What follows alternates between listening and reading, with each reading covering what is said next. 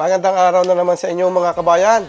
Are, meron ako din yung quarter leg na manok. Kami napaibig magluto ng inihaw na manok. Ay di ako gagawa ng chicken teriyaki. I-debone ko ring aking quarter leg na rin. At pag na-debone ko, saka ko ibababad sa sangkap at magtutuloy-tuloy na sa paggawa ng chicken teriyaki.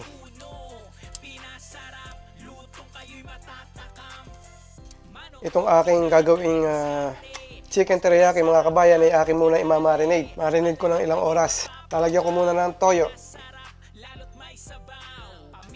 ng lemon, chicken powder, honey, at saka hahaluin. Siyempre, kakamayin. Ay, may nakalimutan pala ako. Paminta. At halo uli. Gagawin ko na muna yung sauce ng aking chicken teriyaki habang nakamarinate pa yung aking manok. Luya. Masarap yata yung maraming luya. Sa mga natitikman kong chicken teriyaki sa labas, talagang lasang-lasa yung luya.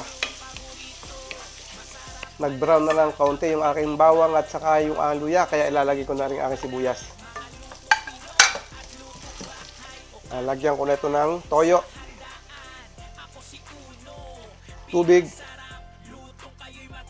paminta, chicken powder, sukal na pula, saka sesame oil. At kaunti ding mirin. Halo. Medyo maalat. Lagyan ko pa ng tubig. Sukal pa. Okay na ang lasa niya. Lalagay ko ng cornstarch. Pampalapot. Ang gagawin ko din ng mga kabayan ay aking sasalain. Talagang medyo sinisipag ako magluto ngayon mga kabayan. Ang gagawin ko naman ngayon, yung mga tinanggal kong buto doon sa aking nilutong chicken teriyaki, akin namang ititinola. Sayang din naman kung itatapon lang. Ayun naman pag nabulakan at nasabawan digay husay na husay yung mahihigop. Ilalagay ko na rin yung aking mga buto-buto. Talagang halos buto na. Ay habol ko na lang din yung sabaw. Lalagyan ko na rin yung mga pampalasa. Chicken powder, paminta, patis. Mamaya ko nalalagyan ng asin pagkakulang pa sa alak. Yun, at bulakan-bulakan na ito mga kabayan. Lalagyan ko pa ng asin at talagang may tabang. Kung may tanim na sili doon sa aking likod bahay, hindi ko naman makuha ang talbos at baka mapuril na. Kumuha ako kahit mga gulang-gulang na dahon. Lasang sili din yan. Matatakam ka talaga. Ako si Uno. Magluluto ng inyong paborito.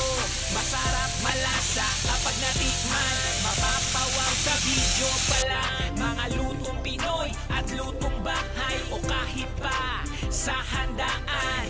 Ako si Uno. Pinasarap, lutong kayo'y matatakam. Manood, tignan ang kanyang diskarte. Mas pinasarap ang pagkadali.